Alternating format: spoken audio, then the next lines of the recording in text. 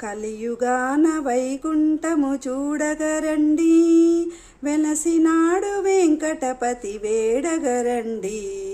ఆర్తులనెప్పుడు ఆదుకొను దివ్యధామము, సప్తగిరులపైనున్న పుణ్యక్షేత్రము. కలియుగాన వైకుంఠము చూడగరండి, సుప్రభాత తోమాల అర్చనాది సేవలు, వేకువలో జగతికి శాంతి నొసగు పూజలు.